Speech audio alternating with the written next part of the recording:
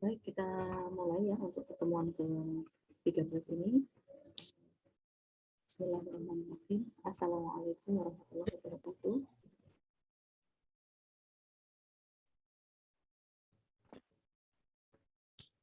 Baik, kita lanjutkan. Jadi untuk materi kita kali ini itu terkait tentang keberatan, kemudian berarti ada gugatan dan ada peninjauan kembali. Ini terkait dengan penyelesaian sengketa pajak. Di sini berdasarkan hasil dari pemeriksaan yang dilakukan oleh Direktorat Jenderal Pajak, maka akan ditertibkan surat penetapan pajak yang akan mengakibatkan pajak terutang menjadi kurang bayar, kemudian ada yang lebih bayar maupun nihil.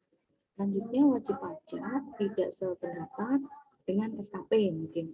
Jadi maka wajib pajak dapat mengajukan keberatan atas SKP tersebut. Selanjutnya ada juga misalkan wajib pajak itu belum puas dengan keberatan tersebut, jadi wajib pajak itu dapat mengajukan banding. Nah, kemudian langkah terakhir penyelesaian sengketa pajak yaitu peninjauan kembali ke Mahkamah Agung.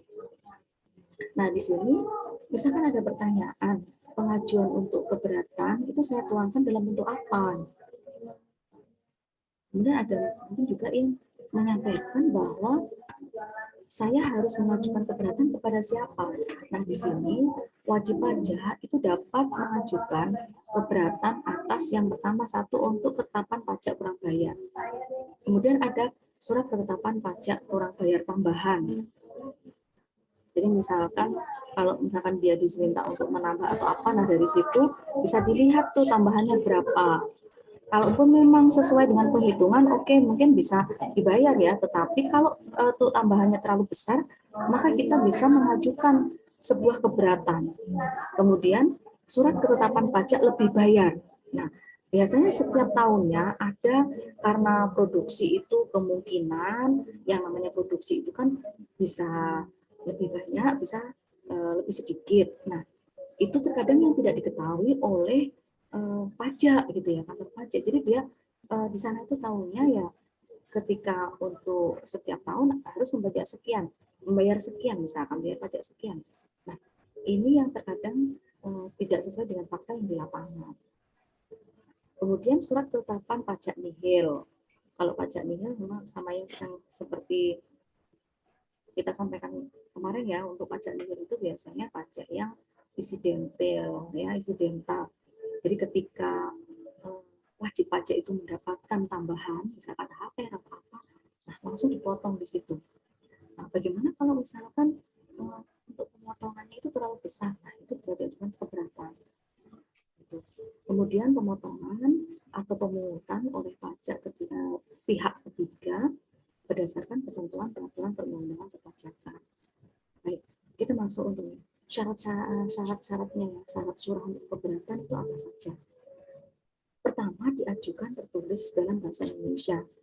Kemudian, mengemukakan jumlah pajak yang terutang, atau dipotong, atau dipungut, atau jumlah menurut perhitungan wajib pajak dengan disertai alasan-alasan yang menjadi dasar perhitungan. Ya.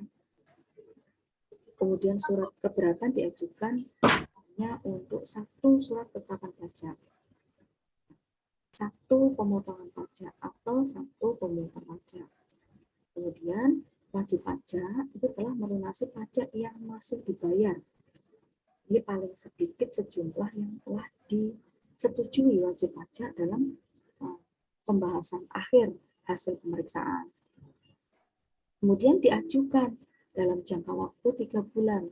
Jadi sejak tanggal dikirim surat ketetapan pajak atau sejak tanggal pemotongan atau pemungutan pajak oleh pihak ketiga, kecuali wajib pajak dapat menunjukkan bahwa jangka waktu tersebut tidak dapat dipenuhi karena keadaan di luar kekuasaan wajib pajak.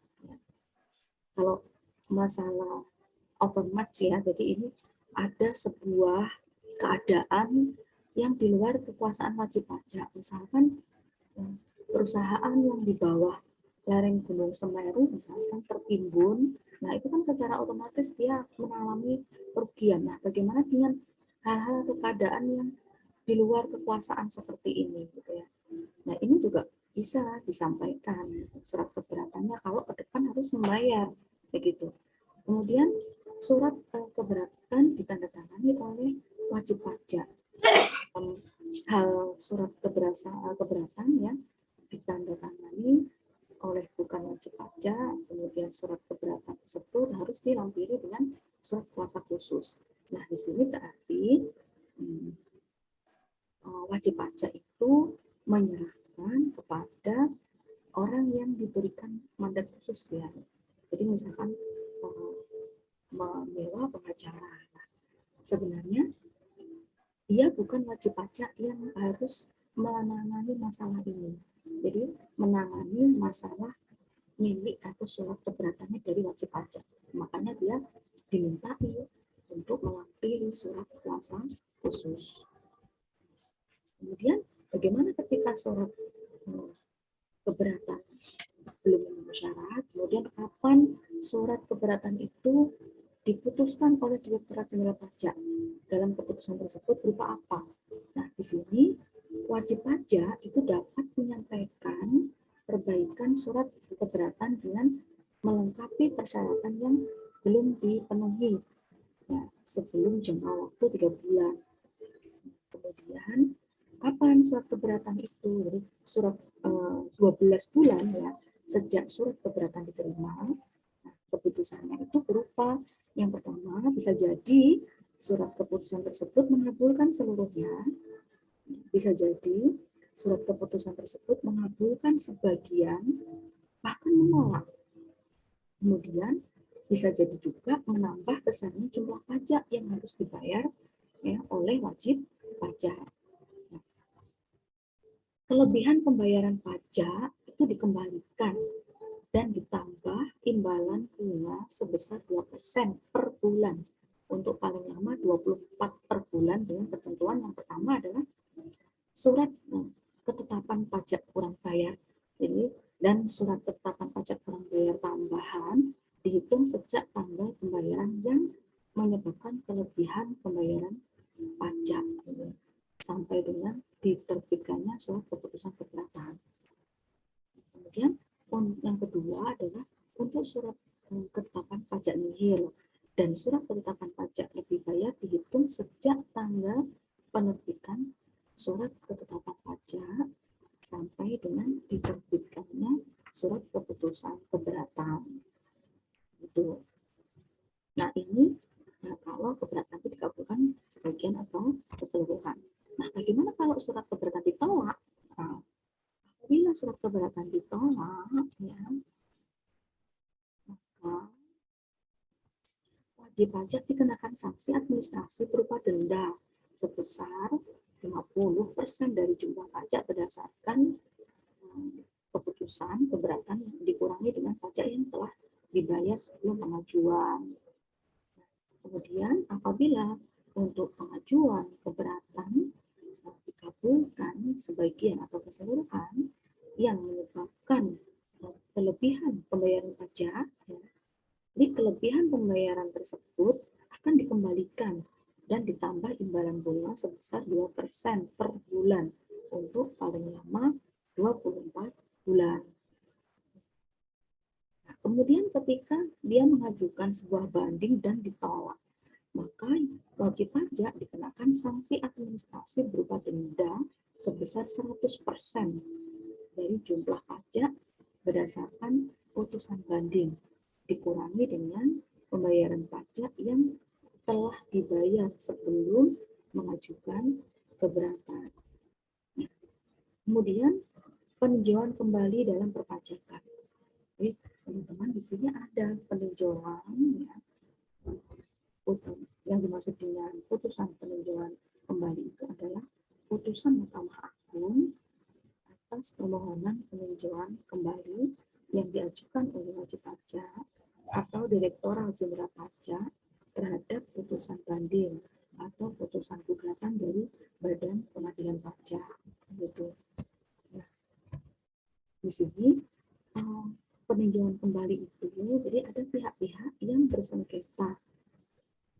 Dari pihak-pihak yang bersengketa ini dapat mengajukan peninjauan kembali atas putusan pengadilan pajak kepada Mahkamah Agung. Nah, ini bisa dilihat dalam pasal 89 Undang-Undang Nomor 14 Tahun 2002. Nanti bisa dicek ya. Di dalam pasal 91 Undang-Undang Nomor 14 Tahun 2002, di sini terdapat alasan-alasan mengajukan peninjauan kembali. Apa saja alasan-alasan ketika wajib pajak mengajukan peninjauan kembali? Jadi yang diperkenankan adalah apabila putusan dari pengadilan pajak itu didasarkan pada suatu kebohongan atau tipu muslihat pihak lawan yang diketahui setelah perkaranya diputus atau didasarkan pada bukti-bukti yang kemudian oleh hakim pidana dinyatakan palsu. Kemudian apabila terdapat bukti tertulis, ya, mungkin ada bukti tertulis yang baru, penting gitu ya, dan sifatnya menentukan, yang apabila diketahui bahwa pada tahap persidangan di pengadilan pajak itu akan menghasilkan putusan yang berbeda. Kemudian yang ketiga, alasan muncul ya ketika mengajukan peninjauan kembali apabila telah dikabulkan suatu hal yang tidak dituntut atau lebih daripada yang dituntut. Ya, kecuali yang diputuskan itu berupa mengabulkan sebagian atau keseluruhan atau menambah pajak yang harus dibayarkan. Nah, kemudian apabila mengenai suatu bagian dari tuntutan itu belum diputus tanpa dipertimbangkan sebab-sebabnya, atau apabila terdapat suatu putusan yang nyata-nyata tidak sesuai dengan ketentuan peraturan perundang-undangan. Kemudian persyaratan peninjauan kembali itu bisa dilihat di pasal 92 Undang-Undang Nomor 14 Tahun 2002. Di sini diketahuinya kebohongan atau tipu muslihat atau sejak putusan hakim pengadilan pidana memperoleh kekuatan hukum tetap.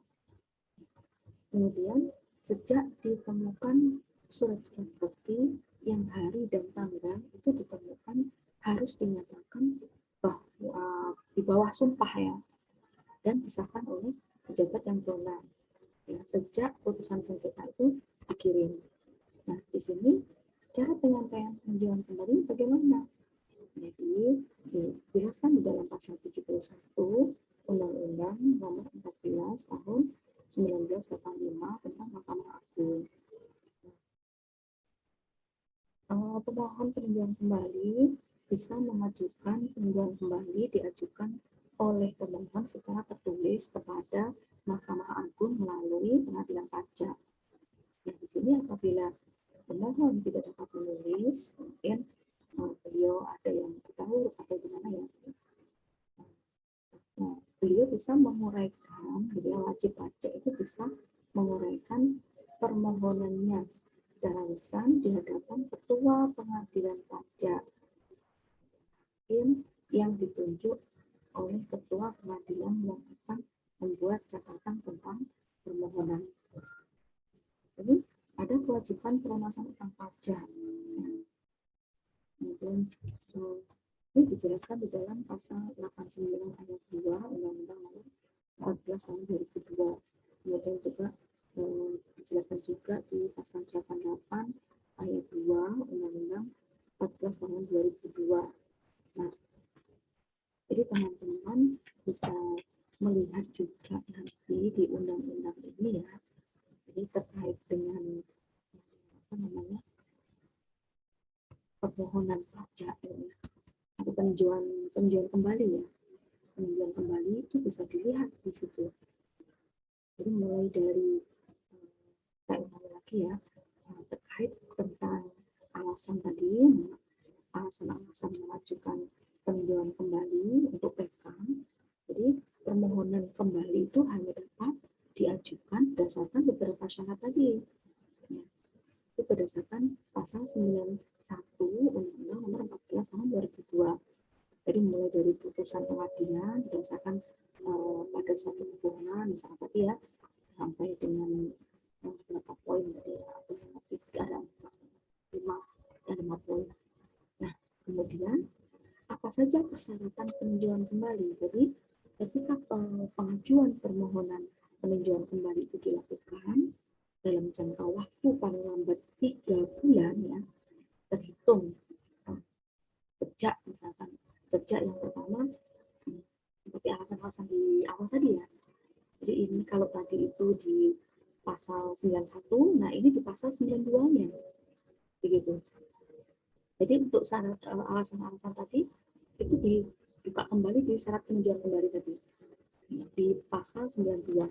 Jadi di sini pengajuan permohonan peninjauan kembali itu dilakukan pada jangka waktu paling lambat 3 bulan terhitung sejak yang pertama diketahui kebohongan atau lihat atau sejak putusan hakim pengadilan pidana memperoleh ketentuan tetap. Ya. Kemudian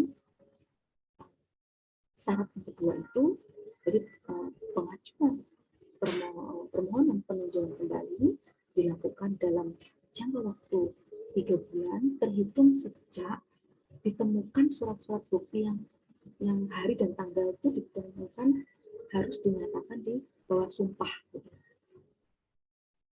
dan disahkan oleh pejabat yang berwenang atau sejak putusan sengketa dikirim. Nah, cara penyampaian peninjauan kembali, jadi permohonan peninjauan kembali itu diajukan oleh pemohon secara tertulis ya, pertama dengan menyebutkan sejelas-jelasnya alasan yang dijadikan dasar permohonan dan diajukan ke Mahkamah Agung melalui pengadilan pajak. Nah, apabila pemohon tidak dapat menulis, tapi ya, maka ia mengurai permohonannya secara lisan di hadapan ketua pengadilan pajak atau mungkin ada hakim ya, yang ditunjuk oleh ketua pengadilan yang akan membuat catatan tentang permohonan tersebut. Nah, itu dicantumkan di dalam pasal 71 ayat 71 Undang-Undang Nomor 14 Tahun 85 tentang Mahkamah Agung. Nah, sini kewajiban pelunasan utang pajak. Jadi permohonan peninjauan kembali ya, tidak menangguhkan atau menghentikan pelaksanaan putusan pengadilan. Jadi, ini di dalam pasal 89 ayat 2 Undang-Undang Nomor 14 Tahun 2002. Jadi di sini pejabat yang berwenang itu harus merealisasikan segala hak dan atau kewajiban perpajakan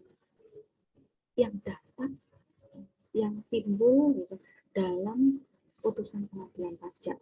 Jadi dalam jangka waktu 30 hari sejak putusan pengadilan pajak itu diucapkan atau 7 hari sejak putusan selah diucapkan, kecuali peraturan perundang-undangan mengatur yang lain gitu. Nah, itu terdapat di pasal 88 ayat 2. Kemudian pemrosesan peninjauan kembali oleh Mahkamah Agung.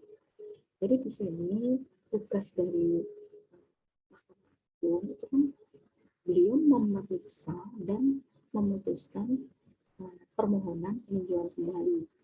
Jadi ketentuannya itu bisa dilihat di pasal 93 Undang-Undang 14 tahun 2002. Jadi yang pertama adalah dalam jangka waktu 6 bulan dari sejak permohonan peninjauan kembali itu diterima oleh MA ya, yang telah mengambil putusan gitu ya, dalam hal pengadilan pajak mengambil putusan melalui pemeriksaan secara cepat. Ya. Jadi putusan atas permohonan peninjauan kembali sebagaimana yang ada di ayat 1 itu harus diucapkan di dalam sidang terbuka untuk umum. Kemudian apabila pencabutan pengajuan peninjauan kembali, di sini permohonan untuk peninjauan kembali itu dapat dicabut jadi sebelum diputuskan itu. Dan mungkin memang sudah masuk dalam pengadilan pajak, ya. Tapi pemohon akhirnya mencabut gitu ya, sebelum adanya putusan. Nah, itu diperbolehkan. Itu terdapat di pasal 66 ayat 3 di Undang-Undang Nomor 14 tahun 85.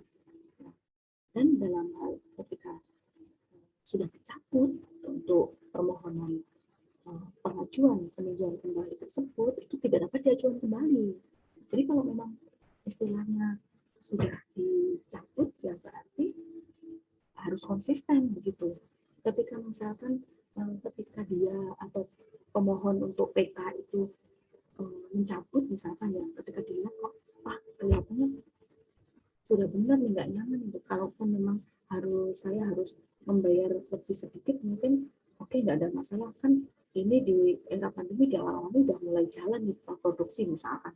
Akhirnya kalau dirasa seperti itu, pemohon PK bisa mencabut gitu ya. Nah, tapi ketika sudah dicabut gitu ya, sudah tetap sudah dicabut, terus ketika mau melihat kembali kok, wah gimana nih ada PPN lagi nih, syarat lagi nih, nggak mau lah besok mau bayar lagi misalkan.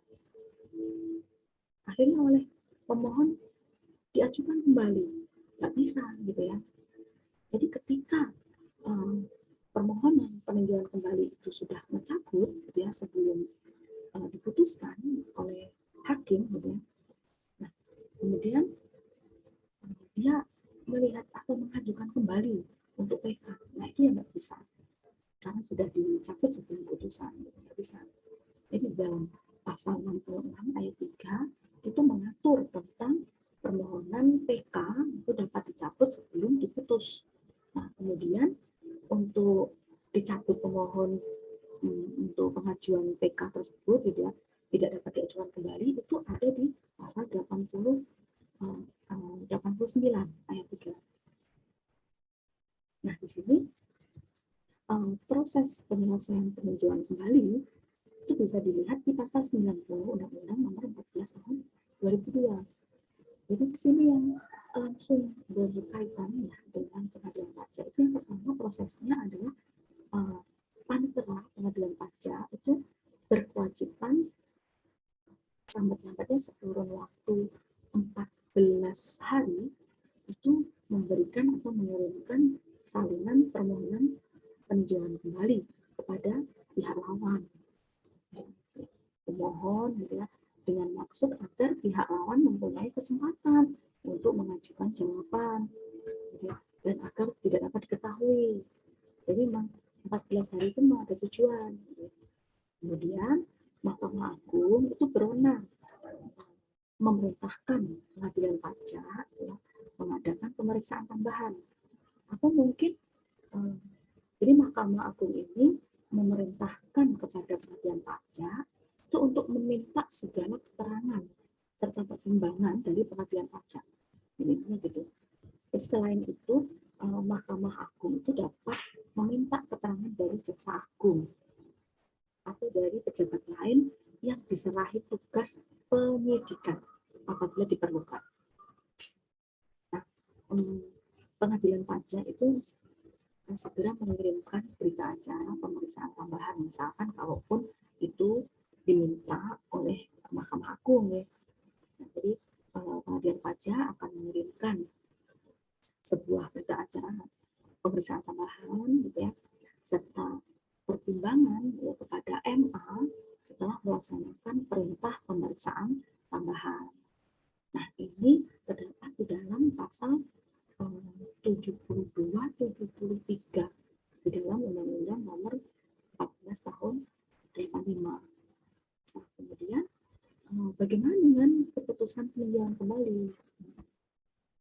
Nah, di sini untuk putusan Mahkamah Agung ya atas permohonan kembali itu dapat berupa yang pertama, MA itu bisa mengabulkan permohonan PK dan membatalkan putusan yang dimohonkan PK tersebut, dan selanjutnya memeriksa serta memutuskan perkaranya sendiri. Jadi MA bisa untuk memutuskan itu. Kemudian MA itu menolak dari permohonan PK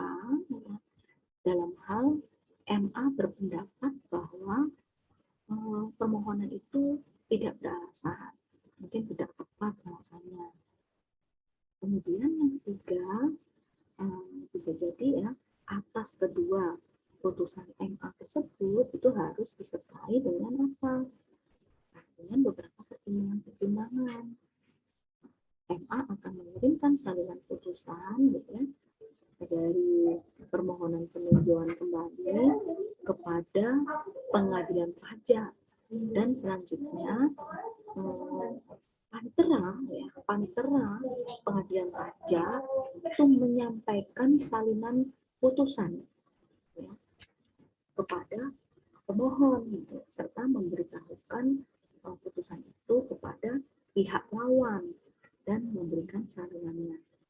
Nah, kapan kira-kira ketika panitera itu menyampaikan salinan putusan kepada pemohon, kemudian memberitahukan juga kepada lawan, itu di dalam pasal 74, 72 sampai dengan 76 ya, di Undang-Undang Nomor 14 Tahun 85 bisa dilihat selambat-lambatnya kurang lebih sekitar 30 hari, jadi 1 bulan. Dalam 1 bulan itu diharapkan semua pihak mengetahui, begitu. Dan semua pihak mengetahui dari apa yang sudah menjadi putusan ke atas permohonan peninjauan kembali kepada pengadilan pajak. Jadi memang yang bertugas untuk menyampaikan itu adalah panitera dari pengadilan pajak. Gitu. Jadi seperti itu.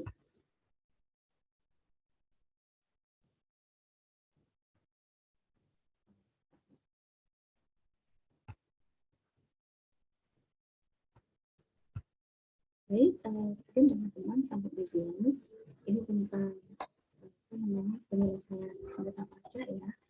Jadi seperti ini hampir mirip dengan pertemuan kita yang ke-12 kemarin ya.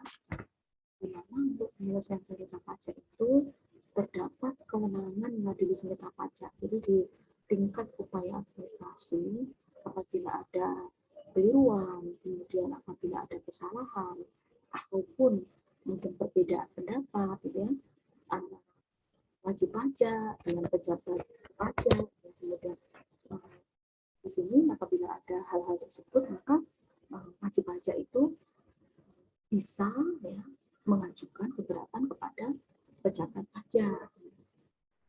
Nah, seperti yang saya sampaikan kemarin, ya, jika penyelesaian secara administratif itu tidak diperoleh, ya, maka bisa mengajukan upaya hukum dengan banding ke pengadilan pajak. Jadi untuk hari ini tadi kita sudah istilahnya bagaimana cara menyelesaikan sengketa dalam upaya administrasi. Jadi bisa dilihat lagi untuk undang-undang pajak ya. Undang-undang pajak bisa diperhatikan kembali. Nah, kemudian ada beberapa hal yang berakibat, ya misalkan mungkin ada juga kan yang namanya perpajakan itu kadang-kadang yang dilakukan oleh Direktur Jenderal Pajak itu karena jabatan misalkan, jadi maupun permohonan wajib. Nah di situ apabila untuk pembetulan gitu ya, untuk Direktur Jenderal Pajak itu bisa membetulkan sebenarnya yang pertama tentang surat penetapan pajak yang disampaikan oleh wajib pajak itu bisa dibetulkan. Ya, tagihan pajak juga bisa dibetulkan di keputusan namanya keputusan pembetulan. Kemudian bisa jadi kalau memang sudah istilahnya betul ataupun sudah betul ya menurut Direktorat Jenderal Pajak kemudian diberikan kepada wajib pajak, tapi dia masih merasa wah ini berat sekali gitu ya. Nah itu ketika diajukan maka Direktorat Jenderal Pajak itu bisa membuat sebuah surat keputusan pemberatan, bisa. Jadi ada juga yang namanya yang ditandatangani oleh Direktorat Jenderal Pajak itu selain ada surat ketetapan pajak, ada surat tagihan pajak, kemudian ada keputusan pembetulan, ada juga keputusan pemberatan, kemudian ada surat keputusan pengurangan sanksi administrasi, ada juga surat keputusan penghapusan sanksi administrasi, ya. ada surat keputusan pengurangan ketetapan pajak, surat keputusan pembetulan atau pembatalan ketetapan pajak. Kemudian ada juga surat keputusan pengembalian pendahuluan kelebihan pajak. Jadi itu kalau dilakukan oleh wajib pajak apabila dia kelebihan dalam pembayaran. Bisa jadi kelebihan pajak, kemudian ada pemberian imbalan bunga, karena mungkin sudah bagus. Ya. Nah, yang dalam penerbitan itu terdapat kesalahan tulis, kesalahan hitung, atau mungkin kekeliruan dalam penerapan ketentuan dalam peraturan perundang-undangan perpajakan, itu bisa dibetulkan sebenarnya. Begitu. Kemudian untuk pengurangan, kemudian ada juga penghapusan sanksi administrasi. Nah, di sini memang Direktur Jenderal Pajak itu karena jabatan, ya, karena dia mempunyai jabatan itu, atau atas permohonan dari wajib pajak itu dapat mengurangkan, bahkan menghapuskan sanksi administrasi. Berupa apa? Ya, berupa bunga, berupa denda, gitu ya. Bahkan misalkan kalaupun ada kenaikan gitu ya, kenaikan yang terutang misalkan sesuai dengan ketentuan peraturan perundangan gitu, dalam hal sanksi, kemudian dikenakan karena kekhilafan wajib pajak atau bukan karena kesalahan, itu bisa diadakan pengurangan ataupun penghapusan sanksi administrasi. Jadi sebenarnya kalau kita mengetahui ya untuk keberadaan dari pajak ini sebenarnya ada fleksibilitas kalau memang kita mau berkomunikasi dengan baik sebenarnya. Gitu. Nah, kemudian misalkan ada pengurangan atau pembatalan surat ketetapan pajak misalkan ya, atau surat tagihan pajak yang tidak benar misalkan. Nah, di sini Direktorat Jenderal Pajak itu karena dia punya jabatan ya, atau mungkin atas permohonan dari wajib pajak itu berdasarkan dari unsur keadilan. Nah, itu dapat mengurangi atau bahkan sampai membatalkan ketetapan dari STP yang tidak benar tadi. Misalkan, wah ini STP-nya nggak benar ya, benar surat tagihan pajaknya ini tidak benar ini, gitu ya. Nah, itu dengan permohonan wajib pajak gitu ya, berdasarkan kan itu karena ada alasan ya, kemudian dari unsur keadilan juga ada. Nah, ini harusnya ada pengurangan ataupun ini harusnya dibatalkan ini gitu. Karena ini tidak pas misalkan. Nah, ini Direktorat Jenderal Pajak bisa seperti itu.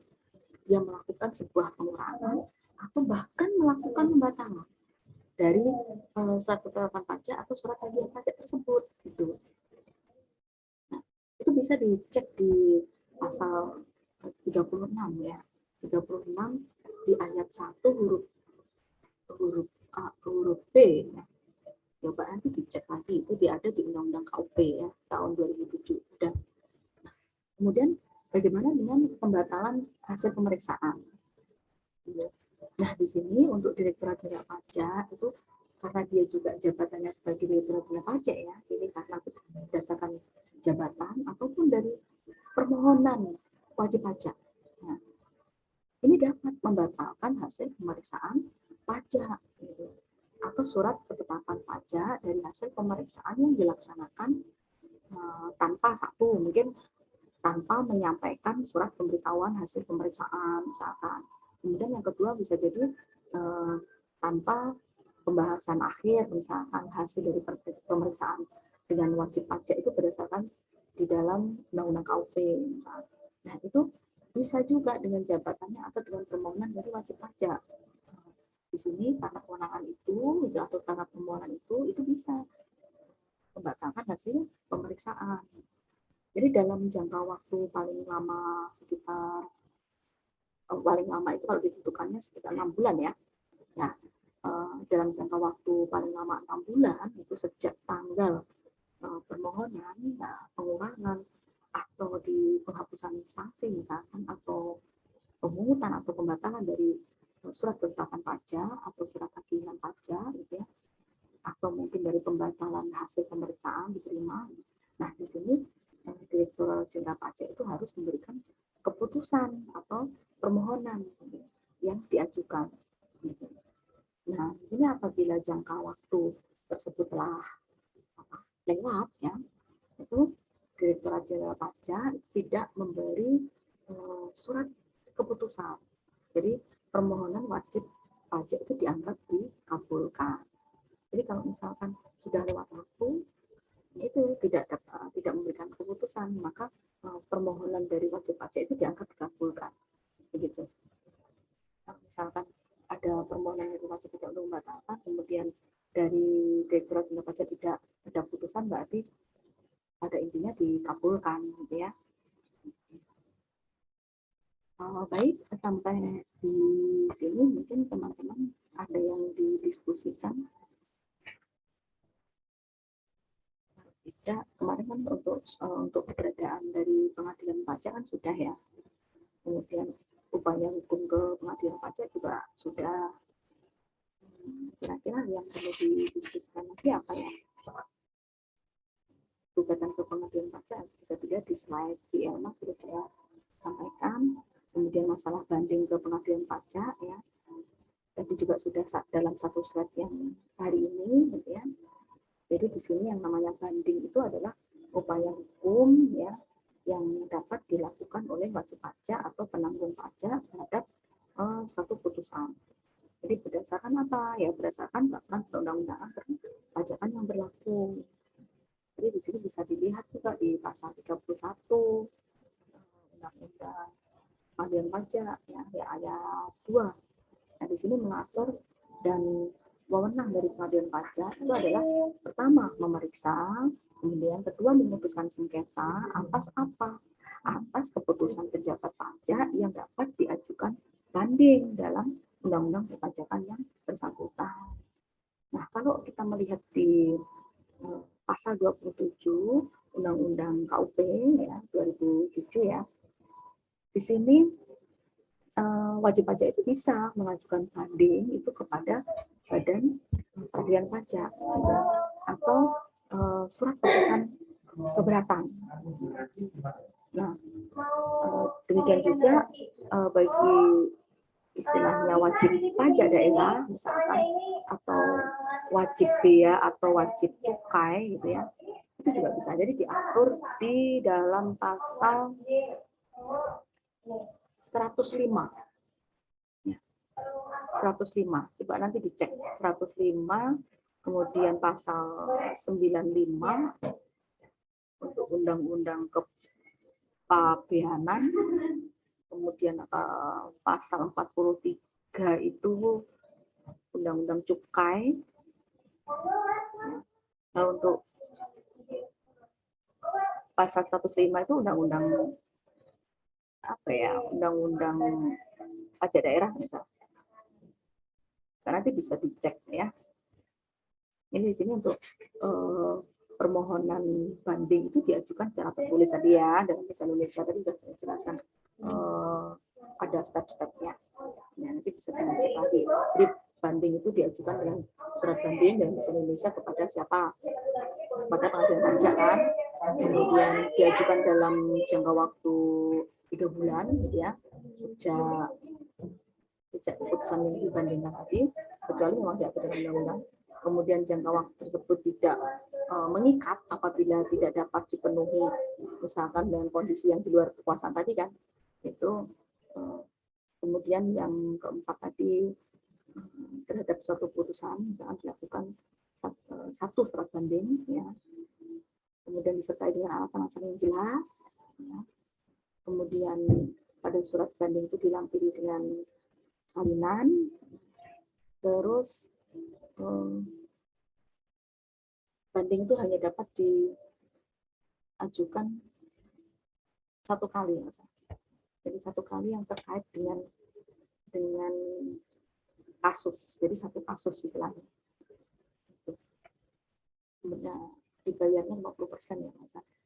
Kemudian banding juga diajukan oleh wajib pajak, bisa jadi ahli warisnya, kemudian bisa jadi kalau perusahaan itu terusnya.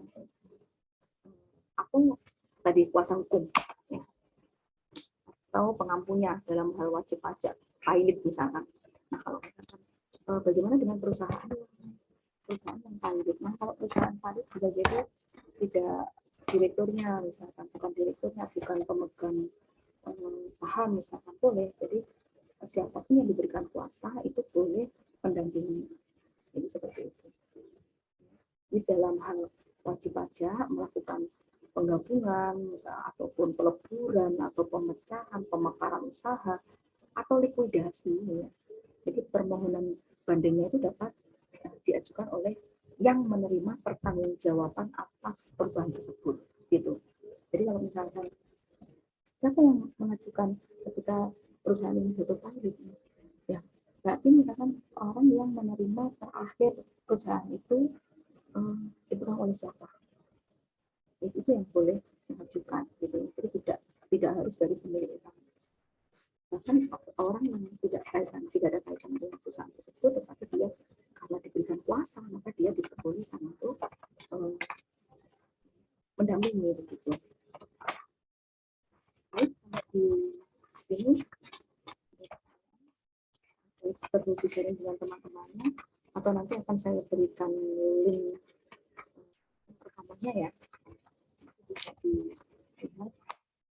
Saya aksen terlebih dahulu.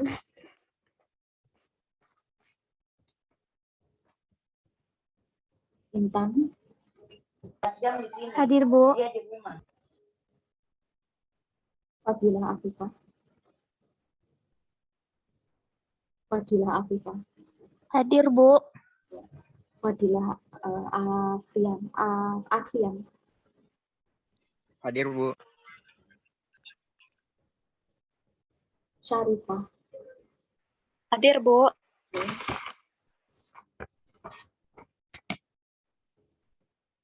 Esi Nur Syafitri. Esi Nur Syafitri. Ada informasi kemana mungkin temannya? Halo? Nggak ada. Lisa Ninda. Lisa Ninda. Nggak ada. Sefaki.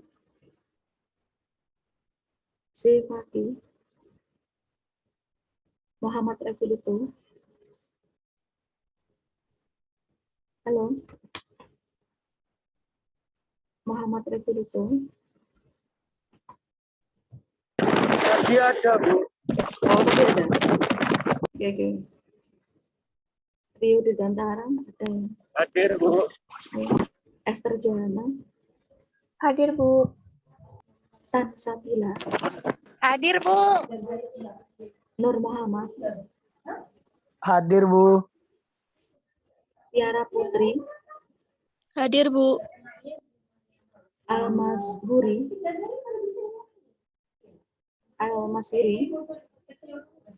Adinda.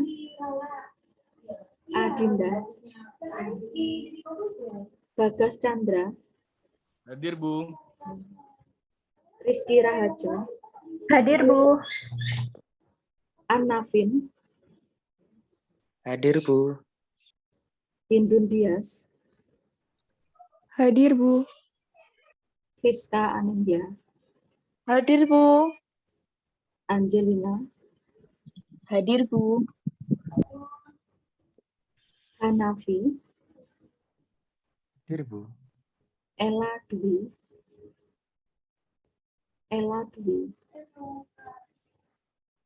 Hasan Bahtiar. Hadir, Bu.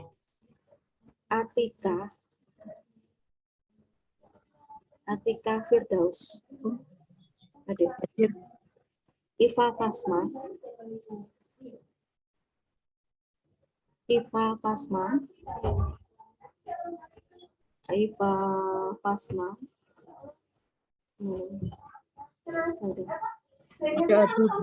Hadir.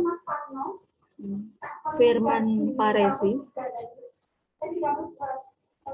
Hadir, Bu. Oh iya. Nadila Utami. Hadir, Bu.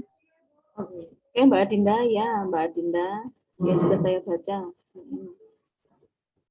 Mbak Mini Setiawati. Mini Setiawati.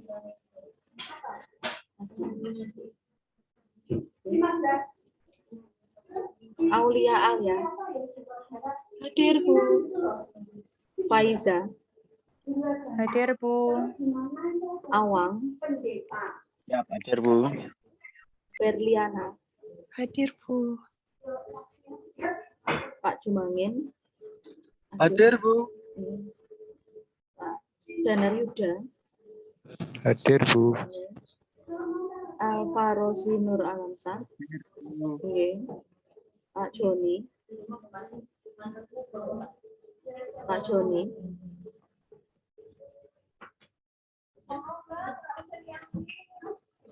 Eli.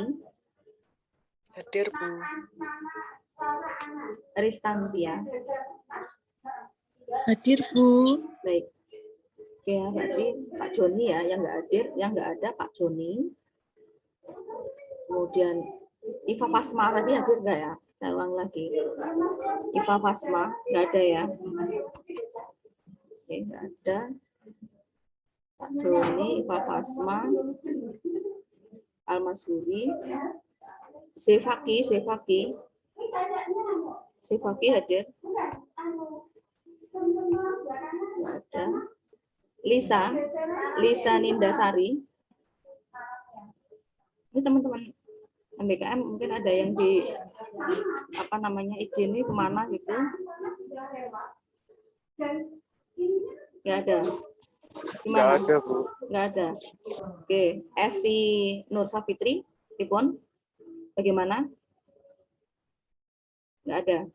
Nggak ada yang dipamiti juga. Mungkin ada di grup MBKM menyampaikan. Ada 2 orang yang tidak hadir, Esi dengan Lisa Linda. Nggak ada, Bu. Oh, nggak ada. Oke. Ya, baik. Oke, kalau begitu saya cukupkan sampai di sini ya. Untuk pertemuan kali ini untuk mengganti yang hari Senin. Karena hari Senin saya mohon maaf tidak bisa menemani karena ada kegiatan di desa ya. Baik, sekian saya cukupkan. Semoga bermanfaat. Saya tutup. Akhirnya, wassalamualaikum warahmatullahi wabarakatuh. Waalaikumsalam warahmatullahi wabarakatuh. Terima kasih, Bu. Sami-sami.